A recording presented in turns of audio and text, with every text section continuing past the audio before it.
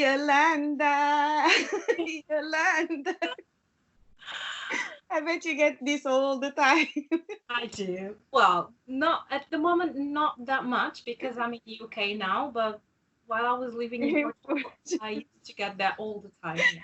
Yeah, I mean, when you're on the festival and that song came up, everyone is like, Yolanda, this song. When, And well, you're like, when the DJ put that song on, I need to run away, really. Oh, that's hilarious. Welcome, Yolanda.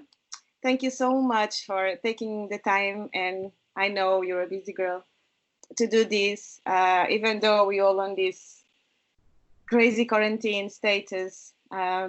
People can't believe, but we actually are very busy, and it seems like the days are running, and you just don't have time to do anything. There's so much we want to do. So I want to thank you for taking that. This. You for inviting me. So the intention with this podcast, if you wish, is to get to know the person behind the demos, the person behind the nice shorts. Yeah. We're going to talk. I think it's important because this is one thing that this quarantine is teaching us is that we should use this network thing that we have, these Facebooks and the technology and the social media to bring us together. At least that's one of my lessons is to bring us together and to bring us close and to start asking real questions. And that's the reason I'm doing this. I've been working with women for quite a while now, and obviously you one of my inspirations, of course, and like me, a lot of girls, a lot of ladies, a lot of women also inspiring you. So it's a true privilege to have you. I think the first question is, please introduce yourself. Who is Yolanda? Okay, so my name is Iolanda, and I was born in Portugal. I'm 30 years old. I was born in Portugal. My parents are from Angola. My mom still lives in Angola. What else can I say about me? So I moved to UK. It's been 3 years now. Wow, so already been 3 years. Yeah, the time is running fast. Yeah. And I moved for professional reasons. So yes, I used to do dancing full time. I used to dance full time, but then I finished my education in criminal psychology, and I felt like I had to do something with that psychology degree. And in Portugal, things were a bit difficult when it comes to work in the psychology field. So I've decided to make that change. So far, things have been going all right. Obviously, it was not an easy change. And sometimes I still feel it a little bit. I don't think I fit in here on 100%, but it's definitely much better. Okay. So just before you present yourself in your Facebook, and we all know you as Iolanda Rangel. Is that why your parents come from? Is that Rangel being why Rangel? Well, that's my father's name. His last name is Rangel. Yes. Rangel. So it's nothing to do with the No. name. Okay, I thought you were from like there or something. So that's probably why you. No, that's my family name. Oh, Yeah. So my full name is Iolanda Safira Espírito Santo Rangel. nice. Yeah. Okay. So, but I do have roots from Santo Tomé. Okay. My grandmother is from Santo Tomé. Would you consider yourself, if you were to ask you, what's your culture? Would you say I'm Angolan, I'm Portuguese, I'm Luso-African, Luso-Palop? How would you describe yourself, really? Have you ever seen that movie called The Green Book? Yes. Yes, have you? Favorite. I feel a little bit like that character from the movie. It doesn't fit like anywhere. So obviously I grew up in Portugal. So a lot of my culture is Portuguese. A lot of what I know and a lot of what I learned is Portuguese. It's from Portugal and from Portuguese people. So my mother, she went to Angola. She was very young. She was only 15. And she adapted herself like really quick. and my father was studying there already to be a vet. So I spent most of his time there in Portugal. So they were kind of already, embedded in Portuguese culture. Yes.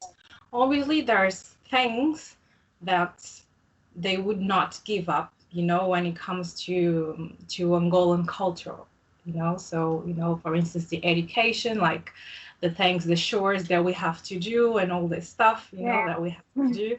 When we say education, just to clarify, when we say education, we mean values, because in English, education means actually the, academically.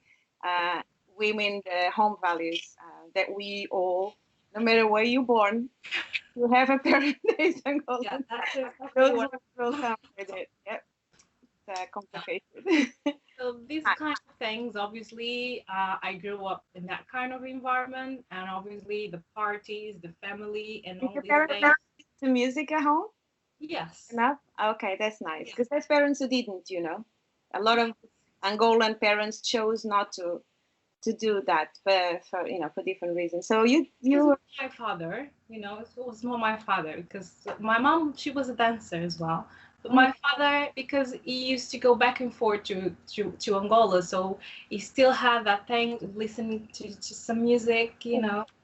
Okay. So you grew up dancing at home. Yes, dancing at home, friends, family.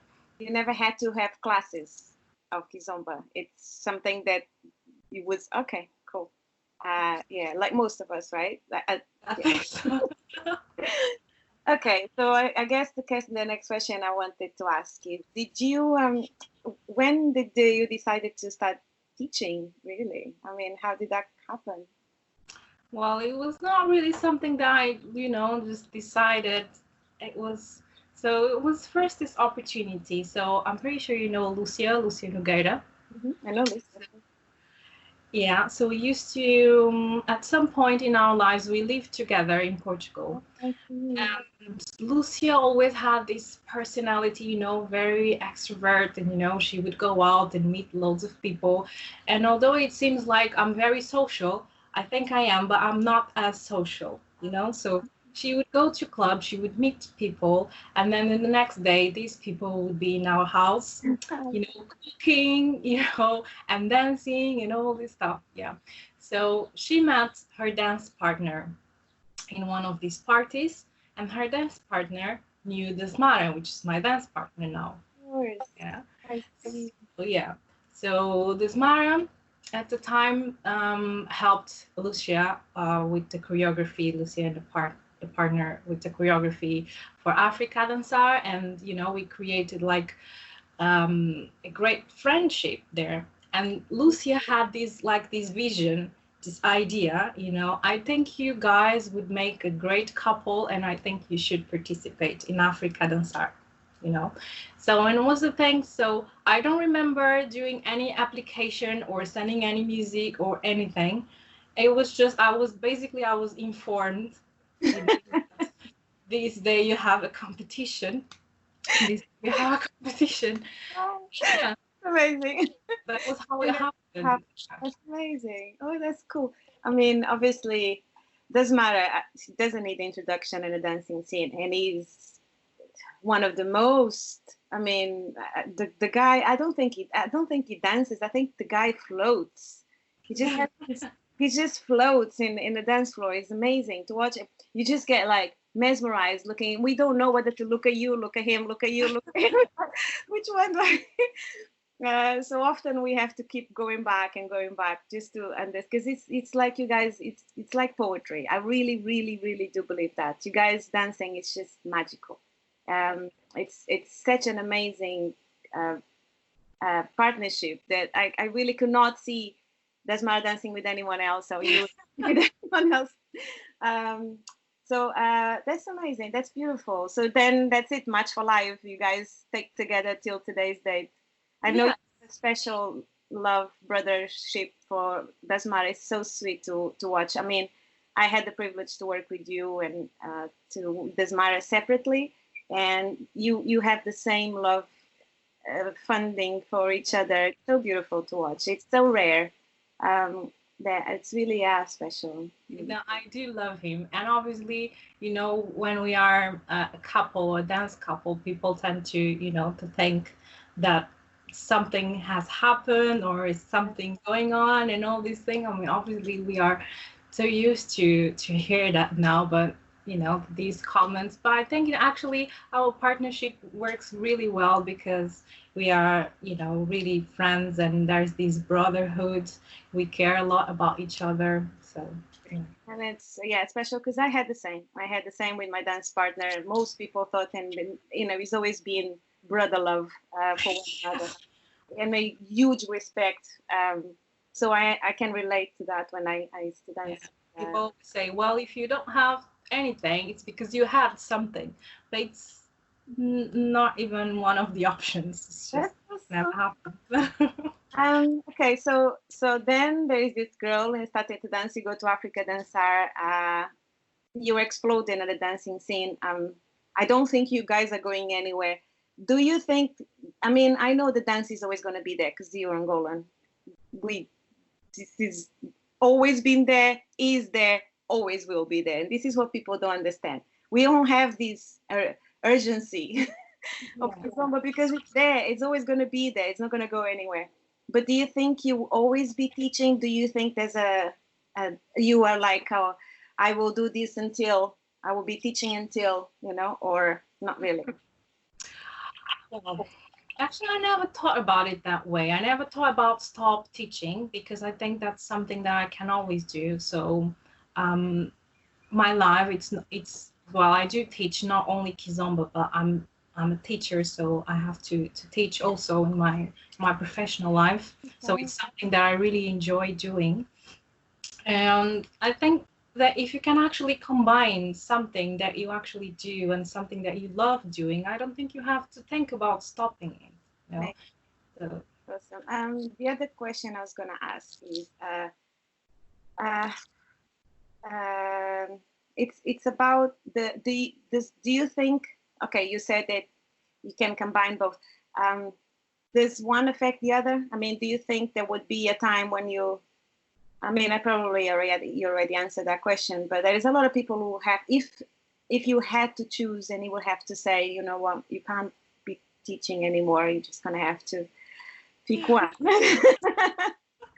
uh, that's and let's say the dancing would prosper in a way that you would never believe, and that like that you could make enough money to live a decent life, um, and equally with your your main job. How would they be? the thing is that I think it's a bit unfair with the Kizomba because I was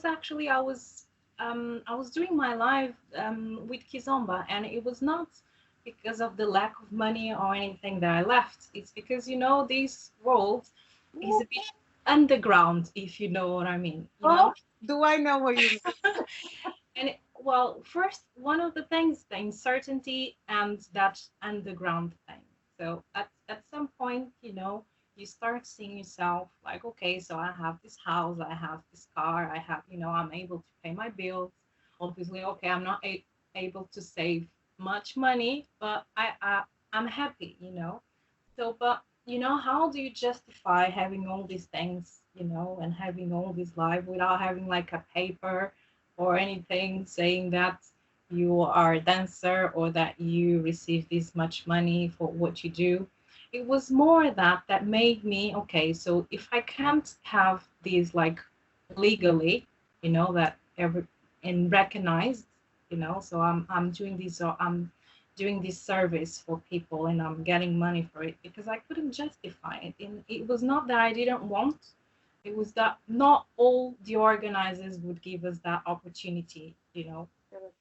So, and obviously I was willing to do that, with all the taxes and all the things. I don't have anything to hide. So it was tricky, for me to do that. That's why I decided to move. And I decided to move also because I didn't want to stop Kizomba. And in Portugal, it's very difficult to have a job that is flexible. There are always fighting over the weekends. You can't have a weekend off, or everybody wants the weekends, and you know. So even though I like to plan the things and say, okay, so I will need this weekend and this weekend, there would always be a problem, you Problem. know, and people don't respect that, you No. know. So and then I said, well, I can't have this, you know, and obviously when I decided to leave my job in Portugal for good, not the dancing one, but the previous one, it was because okay, so I was able to do the amount of money I was doing in a month. I was able to do it for the weekend. So I think this doesn't make sense at all. That people are not allowing me to go to a festival during the weekend just because, and I'm losing money, and I'm staying here just because it's a job that it has some certainty, that I know what to expect of.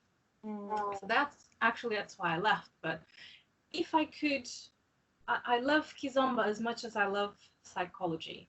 Mm. Obviously, I'm much more comfortable with the Kizomba, with the dance, than I am with the psychology. But um, would I have to choose? I think I would choose dance because I can always practice psychology on the dance floor, and I do that a lot. That's Yeah. perfect. Very, Yeah. very So good. if I had to I choose, usually, I would. I actually usually say we're not just dance teachers. We are mothers, we are sisters, we are psychologists, Yeah. And therapists. psychology is everywhere. It's not a thing that you can disassociate from. It's the same, as you say, okay, so as a dancer, you cannot listen to a song and not dancing it. And Mm. sometimes I listen to some people say, okay, well, you should not bring psychology to every part of your life. That's not really possible. Yeah, When you learn something, then you learn something, and then you use that something that you've learned. So it's the same. I don't think even if I was just dancing kizomba, I wouldn't stop using psychology. amazing. That's brilliant that you think like that. I guess you find a way to combine the both, no matter what. The other question is, okay, just before I move into the next question, uh, did you ever felt? I mean, because I sort of did for a little bit.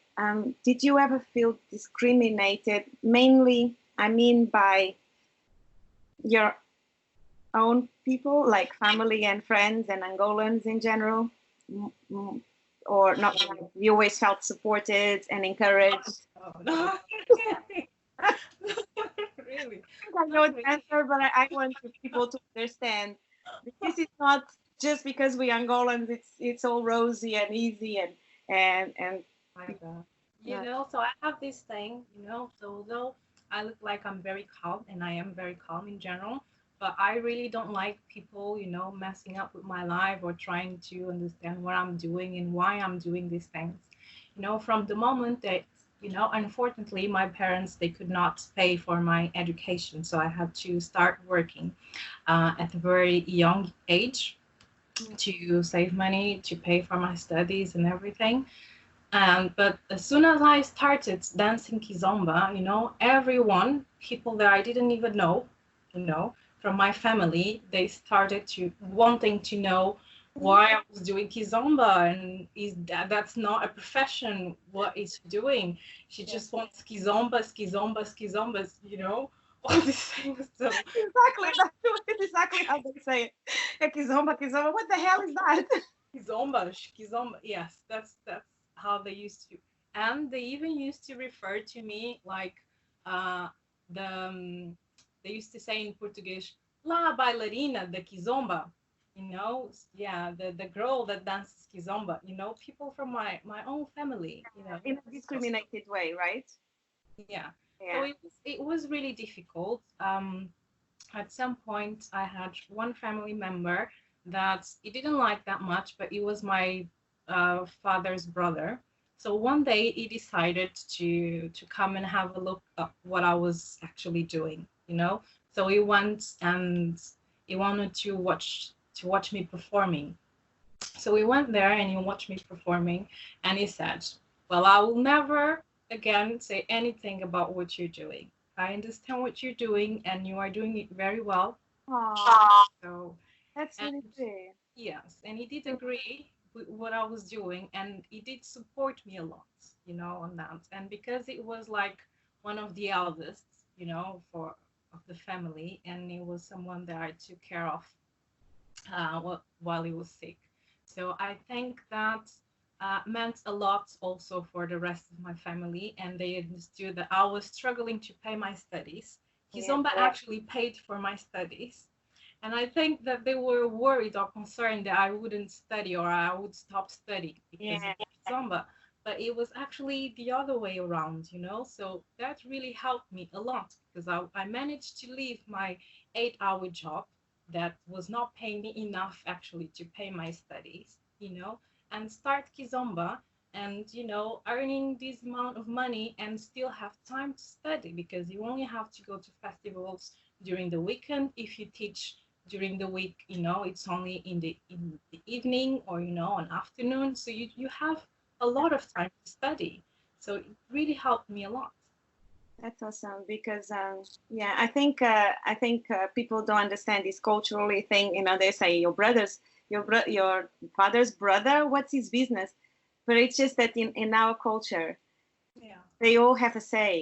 Like uncles and aunties, and they all part of your life, and we have this. They have a huge impact. So what they say it matters. So I don't think people understand. Especially you in UK now, and you see how families are detached there. Yeah. Families are the people from the home. Whoever lives there, and occasionally mom and dad come, but occasionally. Whereas in our families, Yeah, it's I like did avoid a lot of family gatherings because, they would talk about that. They would want to talk about my I Kizomba know. and, It's the same with me. I can relate 100%. Actually, everything you say, it's exactly, and a little bit more because I had a daughter, so I wasn't setting the right example. Um, as you can, you have, yeah. So that's why I asked that question. Okay, so then you started to do workshops for ladies only, the Jinga. How? I mean, I know there's an interest in women starting to wanting to ask. I guess adapted a little bit from the lady styling from salsa. People starting to wanting to kind of the same. How did that happen? Because I think you were the first one. If I'm not mistaken, you were the first one starting to do lady jinga classes, like the lady styling sort of jinga. not sure if I was the first. Oh yeah, yeah. I'm not sure, but I think I don't know. I'm not sure. Obviously, I know that there's still not many Angolan ladies doing that, Yeah. So I did it 7 years ago. I remember doing that. The Tulsa Festival and thinking, what the hell am I doing here? yeah, I did it. I may have been one of the first Angolan ladies doing that, but it didn't come from me. So, there were a lot of other ladies in the Kizomba scene that they were doing salsa, and then they started to teach Kizomba, and then they kind of brought that to the Kizomba scene, like a lady styling or something. So obviously I was still a bit resistant to start doing that. I think all of us were a bit resistant to You start don't know doing it that. very well, do we? Yes, and I completely understand the feeling, but I do understand that there is a need for it, kind of. Mhm. And I also do understand that if you don't do it, someone else will. And maybe it won't do it. Oh my And God. You said something that so I use it so many times. So many times. yeah, Yeah, carry on. yeah, so someone else will. And that someone else may not do the thing as they should do. Yeah. So there's a need for someone who can actually, or understand or be a role model to the people that actually want to dance Uh-huh. or to be closer to the Angolan culture, So people started to ask, so they wanted to do what I was doing. So Yeah. the thing that I was trying to teach, I was trying to teach my way of dancing, So my way of stepping, or my body movement. It's not something that I'm trying, to make the ladies being like more mechanic, or you need to do this or you need to do that.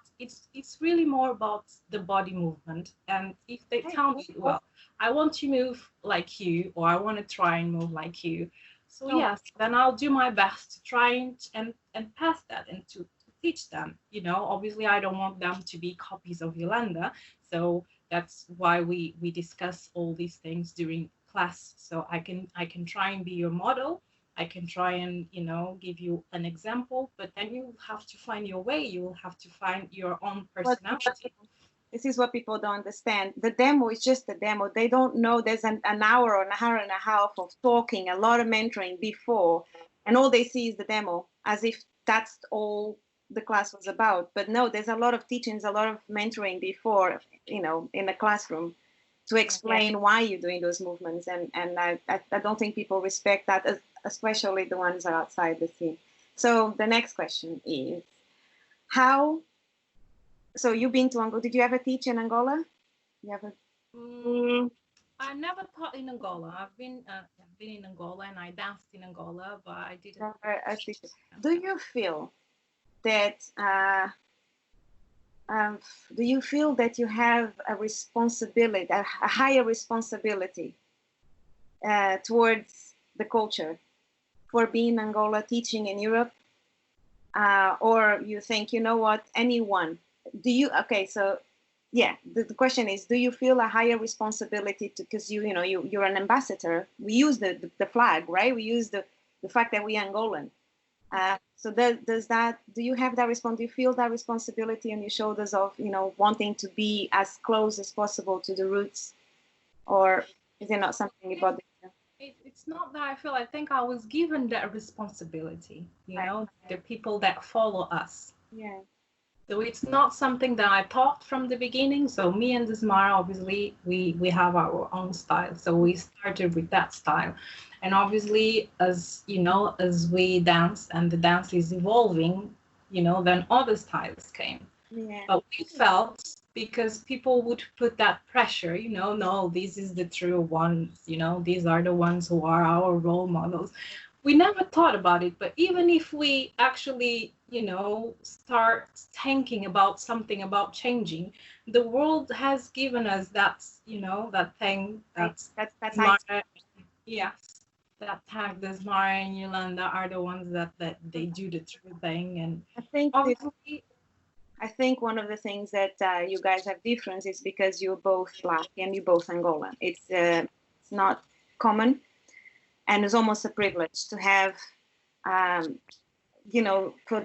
for the Black women to have someone to relate, because the scene is very Black guy, white female, for various reasons that we don't want to talk about it today. But that was refreshing when we saw, Yolanda and both Angolan, both. It was like, wow, and then you look so beautiful, so elegant, and just so professional. So, of course, people will give you that responsibility. And, obviously, apart from Pechu and Vanessa, and you accept it. It's all right. You did, okay. And the other question is, because this channel is for everyone, but I wanted to talk about the women, because I don't think I think we are overseen a little bit. I mean, we're starting to putting on name out there, teachers like me, you, Vanessa, we were like, we here too, we don't just have our dance partners as crouches, and we're trying to firm ourselves into whatever as well. Do you really, truly, 100% believe if anyone, no matter what background, what European, American, Haitian, whatever you are, if you really learn it truly, properly, you can have the same recognition? Can you get there? Do you think it's just, or is it something, the fact that you Angolan, it gives you more privilege than others, or an European will never be as good as? Or is it something you think, if you really truly work at it, you can get there? Well, obviously there's always that little something, that that will be missing. But I do believe that if people work hard enough, they will get there. Anyone. So, also as a psychologist, obviously for me, there's no impossible things as long as you put the right effort into it. You know, if you really want something, and if you want to achieve that something, and if you take the necessary steps to achieve that something, you will have it, you will get it. You know, it doesn't really matter how long it will take. It may take a long time, but you will get it as long as you want to. You know, some people try, some people they give up, you know, on the way, you know, so they never get it. But if you don't give up, you know, you will get it. You might get it. I mean, I think it's, you know, I You agree. know, I think you know people, you know, that are from other countries, other continents, you know, and you know they're doing so well, and then you see them dancing, and you say, wow, you know, that person, you know, we have a few examples on our dancing of people, Yeah. yeah, that you know they put the effort, and you know they're doing it, so why not? And it's exactly the same what I say to my ladies when they come to a gym class, like, I will never be able to move like you. First, you don't have to move like me, you know, to in order to have the movement that you want, or the right movement, or whatever you want to call. But if you don't have any hip problems, any medical problems, because that's a hip thing, that's a hip movement, you know, obviously combined with your personality or anything, but that's, you know, it's a mechanic thing, it's a movement, it's kind of like a scientific thing. If you move like this and that, you will achieve that, you know, that body movement, you know. Obviously there are some little details that you have to work on, you know, and to understand, but you will get there. Fabulous. Um, so the other question is, you don't have a brand or anything, even though I told you before, you should really brand those shorts, and you should sell them. Iolanda Rangel approach, you will sell them like, you know, hot bunnies. I remember the first time I worked with, I met you, I worked with Yolanda. We didn't work together, but we were in the same. We invited by Vanessa. I will never forget that day. We were sharing the room, and it was this amazing house in here somewhere in Portugal.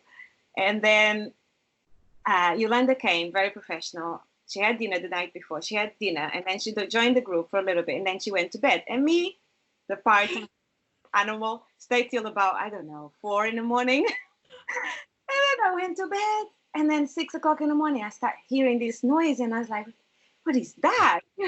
Just couldn't understand. I couldn't sleep. I really wanted to sleep because I had a class around 11 or something. So I'm like, I'm going to sleep a few hours, go for class. And it was Yolanda was working out at 6 o'clock in the morning. So she was in the gym. I was like, damn, that's commitment right there. So I know you're very health orientated, that you're still doing the keto diet, and you're still very focused on that, which is amazing. It's you still doing it, or you're still? Yes, I do that once in a while. I don't think it's doable for a long term. So, you know, during a month, sometimes I do it for a month, sometimes I do it for 2 months, then I have a break, and then I start again. I remember asking you at the time, and you said it's actually for the mental health. So you think it's important, especially if you're a dancer or in this scene? I do. Yeah, and I still do my fasting periods. I still do the intermittent fasting. Sometimes I do longer hours, like 24 hours fasting. I think it makes me feel like really great. Yeah. Okay, well, we'll take on your advice. There